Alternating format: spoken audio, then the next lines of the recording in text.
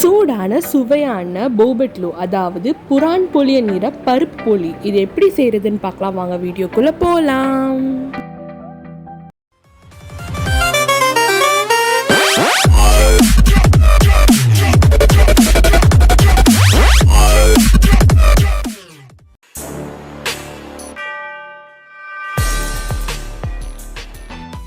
நான் இன்றைக்கி 400 கிராம்ஸ் மைதா எடுத்திருக்கேன். இந்த 400 கிராம்ஸ் மைதாவோட தேவையான அளவு உப்பு அண்ட் 1 டேபிள் ஸ்பூன் சர்க்கரை அண்ட் கொஞ்சம் மஞ்சத்தூள் ஆட் பண்ணிவிட்டு ஒரு சூப்பர் மிக்ஸ் கொடுத்துட்றேன்.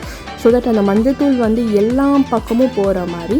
அண்ட் இது கூட வந்து நான் ஒரு சிட்டிகை ஏலக்காய் தூள் எடுத்திருக்கேன். ஸோ இந்த ஒரு ஃப்ளேவர் கொடுக்கணுன்றதுனால. அதுக்கப்புறம் தேவையான அளவு தண்ணி போட்டு இதை வந்து நல்லா பிசைஞ்சிக்கணும். பிசைகிறத விட மிக்ஸ் பண்ணிக்கணும், லைக் ஒன்று சேர்க்கணும்னு சொல்லலாம். ஸோ அந்த அளவுக்கு பிசைஞ்சால் போதும். ஸோ இந்த மாதிரி வந்துடணும். அதுக்கப்புறம் இது கூட ஒரு 7 to 8 டேபிள் ஸ்பூன் நான் வந்து சன்ஃப்ளவர் ஆயில் எடுத்திருக்கேன். உங்களுக்கு நெய் வேணும்னா சேர்த்துக்கலாம், பட் ஓவர் கொலஸ்ட்ரால். நான் அதனால் சன்ஃப்ளவர் ஆயில் எடுத்திருக்கேன். அது மாதிரி ஸோ இதெல்லாம் வானலில் ஒட்டாமல் இந்த மாதிரி வரணுன்றதுக்காக நல்லா ஒரு அழுத்தம் கொடுத்து பிசைங்க. இப்போ இந்த மாவை நம்ம 4 hours ரெஸ்டிங் டைம் பண்ணிடலாம். அண்ட் உள்ளே வைக்கிற ஸ்டஃபிங், அதாவது பருப்பு போடுறதுக்கு வந்து நான் 1 கப் பருப்பு எடுத்திருக்கேன், கடலை பருப்பு. அதை நல்லா வாஷ் பண்ணிட்டு குக்கரில் நல்லா ப்ரெஷர் குக் பண்ணி எடுத்திருக்கேன். இந்த மாதிரி தொட்டோடனே குழையிற மாதிரி அளவுக்கு நான் வேக வச்சு எடுத்திருக்கேன். அண்ட் இதோட அதே 1 கப் அளவுக்கு துருவன வெல்லம் அண்ட் ஏலக்காய் பொடி சேர்த்து நல்ல ஒரு மிக்ஸ் கொடுத்து பிசைஞ்சு வச்சுக்கலாம். ஸோ இது ஒரு பக்கம் இருக்கட்டும். அதுக்கப்புறம் நம்ம 4 hours ஊற வச்சு அந்த மைதா மாவு வந்து இது மாதிரி ஒரு கோலி மாதிரி போட்டு அது சும்மா கையிலே ஸ்ப்ரெட் பண்ணால் சூப்பராக வரும். ஸோ அந்தளவுக்கு ஸ்ப்ரெட் பண்ணி வச்சுட்டு நம்ம எந்த அளவுக்கு அந்த மைதா மாவு ரவுண்ட் பண்ணி வச்சுருக்கோமோ அதை விட கொஞ்சம் கம்மியாக அந்த பருப்பு பூரணத்தை உள்ளே வச்சு 4 பக்கமும் மடிச்சுக்கலாம். ஸோ 4 பக்கமும் நல்லா மடித்ததுக்கப்புறம் உள்ளே வச்சுருக்கிற பூர்ணம் வந்து எல்லா பக்கமும் ஆஃப் தி மைதா வந்து it has to go. So அதனால் அதுக்கேற்ற மாதிரி நம்ம வந்து ஸ்ப்ரெட் பண்ணணும்.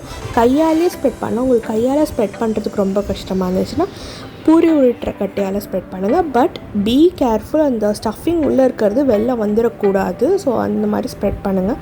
ஸோ ஒரு பக்கம் வந்து பல்ஜினாக இருக்குது பார்த்தீங்களா. ஸோ இப்போ நான் அதை வந்து ஸ்ப்ரெட் பண்ணி விட்றேன். ஸோ இந்த மாதிரி எல்லா பக்கமும் ஸ்ப்ரெட் பண்ணி எடுத்துடலாம்.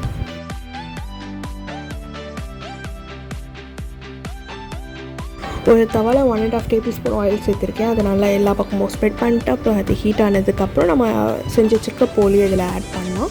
ஸோ போலி வந்து ஒரு லிட்டலாக ஒரு 30 seconds கவுண்ட் பண்ணி திருப்புங்க. அதுதான் ஆக்சுவல் டைமிங். நானும் அதான் பண்ணேன். ஸோ 30 seconds இது பண்ணிட்டு திருப்புங்க.